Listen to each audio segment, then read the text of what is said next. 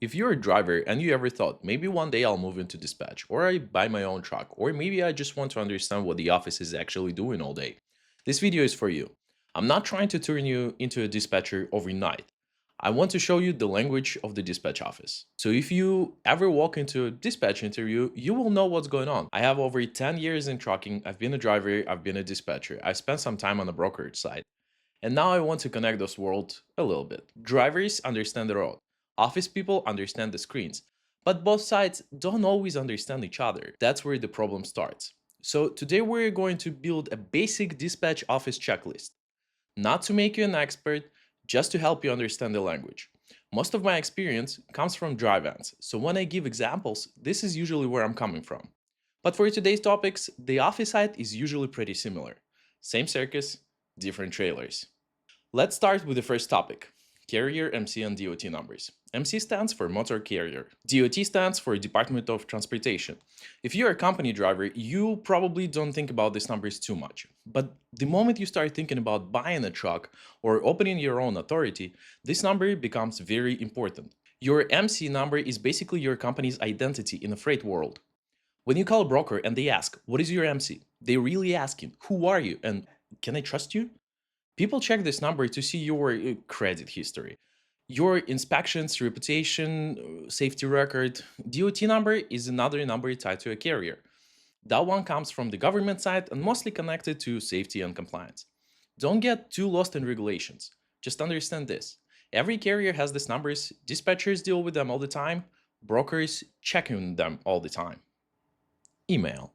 I know, simple. So simple that even in 2026, I still see people who don't know how to organize it properly.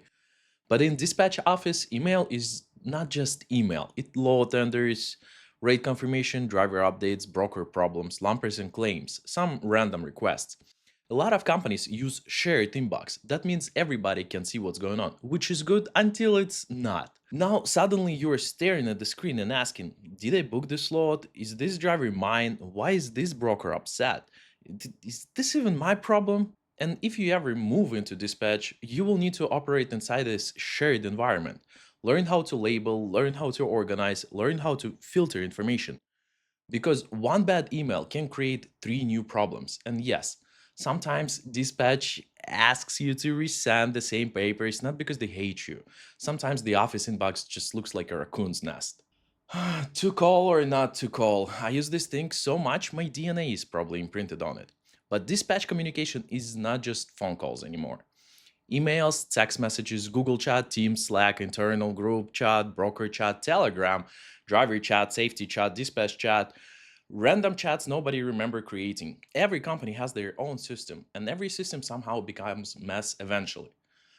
Because if something goes wrong, the first question is, who said what? And second question is, can you prove it? And that's where you need your records. You don't need to become a cold calling expert before any dispatch interview, but you just need to understand that this world exists. A lot of information moves through these systems every day, and the better you communicate, the easier you are to work with. That matters whether you're a driver, dispatcher, or owner up. Excel. The funny thing is new people think Excel is boring. Then they get hired and realize that half of the office is being held together by a spreadsheet created by somebody who quit in 2017. A lot of carriers have some form of internal spreadsheet. Dispatcher names, driver assignments, truck numbers, regular lanes, color coding, some planning sheets. They're pre-booked freight, dedicated accounts, trailer pools. If you're a driver, you might never see this side, but your truck will be on that sheet every day. Where you go, your next load, your home time, your service date. Your dispatcher may be planning your whole week from some ugly spreadsheet that looks like it was built by the same email raccoons. You don't need to become Excel wizard. But if you're thinking about moving into dispatch or building a small carrier, do not ignore spreadsheets, because in a small or a mid-sized trucking company, spreadsheets are everywhere. It's ugly, it takes 5 to 7 business days to navigate. Everybody except you seems to love it. Give it time, you will get it. The guy who built it in 2017 was actual genius, and last I heard, he runs Romania now. TMS. TMS stands for Transportation Management System. Think of it as a company operation system. Loads, drivers, miles, documents, rates, customer info, accounting. You book a load, goes to TMS. POD comes in, stored into TMS. Accounting needs to invoice, they're going into, you guessed it, TMS.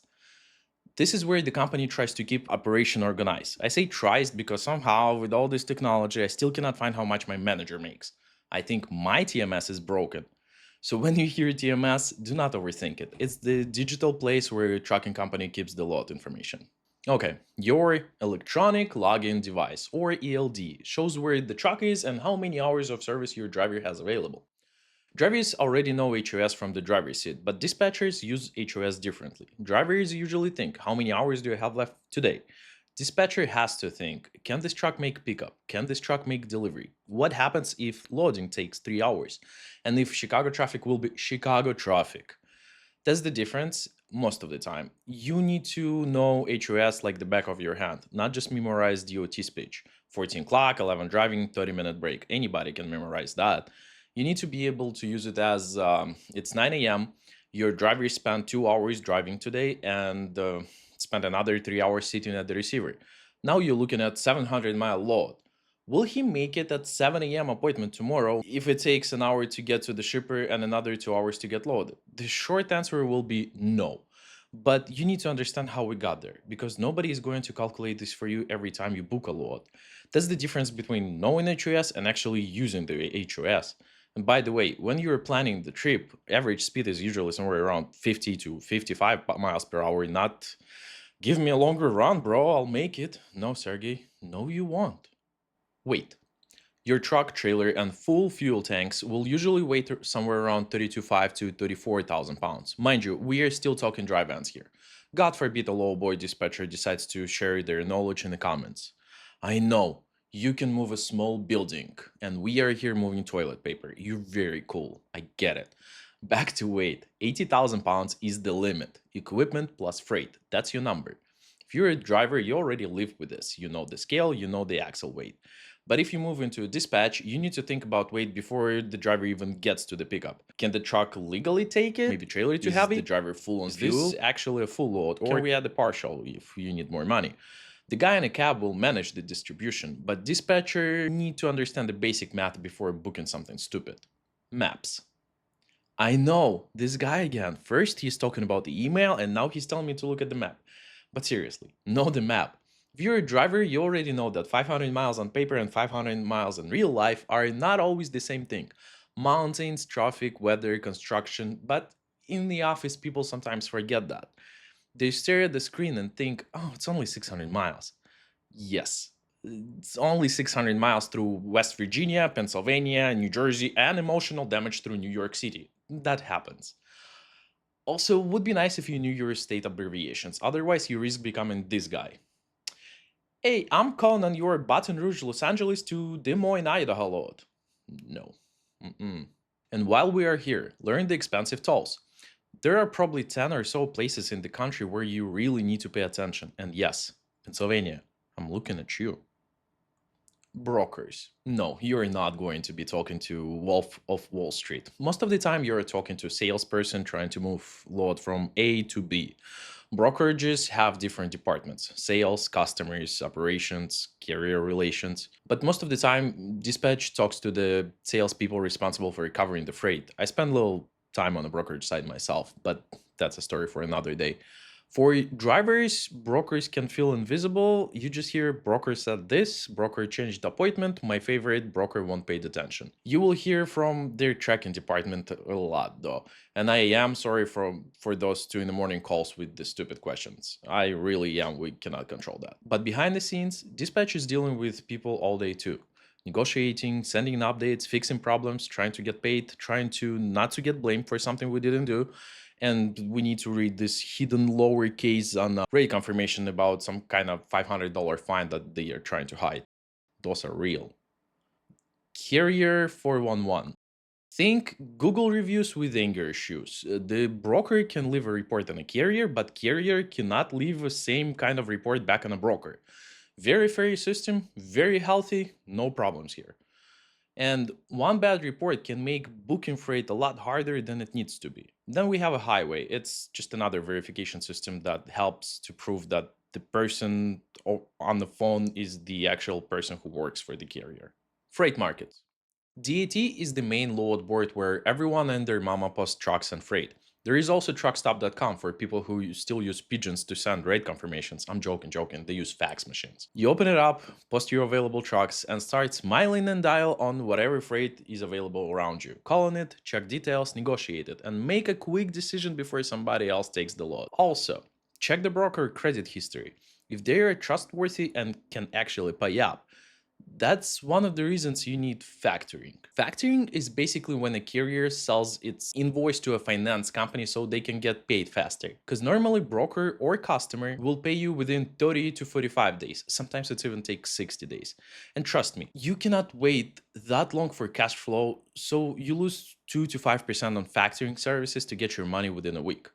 Back to freight talk. Most of major brokerages have their own freight boards where you can search, bid, and book, and manage loads directly with them. Once you get in touch with a good broker representative, stay in touch with them. You will need friends in this business. Good people are hard to come by. A good rep can tell you what freight they have, what lanes they move, and sometimes they will call you before a load even hits the board. That doesn't mean every broker is your best friend. But when you find somebody solid, don't treat them like a random phone number. You will be booking either full truckload or less than truckload, aka partial. Simple enough. A full truckload usually means the customer is paying for the whole trailer. That's why sometimes you don't know if load is 30,000 pounds or 45, because customer requirement is just scaled to legal. Accounts. Usually when somebody says accounts, they are talking about dedicated or regular freight. If carrier tells you they have accounts, that's usually a good sign. They already have customers committed to giving them a freight. Somebody is doing something right, and this is important for drivers who wants to build something later. Because anybody can open DAT and book a random load. That does not mean you have a business. That means you found freight today. Accounts are different. That's where the operation starts becoming more stable. If your long-term goal is to own the trucks one day, you need to understand the difference between spot freight and customer freight. One is a one-night stand. The other is building long-term relationship. And long-term relationship what keeps trucks moving when the market gets ugly. RC, or rate confirmation. This is your contract to move the freight. No RC, no truck at the shipper. I don't care if broker sounds nice. I don't care if they say, yeah bro, you good to go. No RC, no truck. BOL, Bill of Lading, or as Sergey likes to call it, Bill of Landing, because apparently he's piloting a rocket. 1,000 miles a day, you know. The BOL is the shipping document. It shows what was loaded, where it's going, and it needs to get signed by the receiver. Once the driver delivers and get it signed, now it becomes part of your POD, proof of delivery. This is your document providing that the freight actually made it where it was supposed to go. No POD, good luck getting paid. Now let's talk about lumpers. These are the fine people at the receiver who will unload freight and charge arm and a leg for their services. Good practice is to ask broker to pay for it, or at least get an email confirming that they will reimburse the charge, especially when Capstone somehow wants $10,000 to unload 3 pallets. I think they're mafia, but I cannot prove it. If you move into dispatch or build a carrier, now you need to understand why those documents matter to the whole company, because trucking does not end when the freight gets dropped. You need to invoice, you need to prove that the load happened, and paperwork is how the money gets home. So that should get you up to speed on the basic topics that you need to understand if you're a driver and thinking about moving into a dispatch or you're switching a careers, or if you just want to understand what's happening on the office side. And if you want to see what dispatch office actually looks like, check this video right here, and I'll see you in the next one.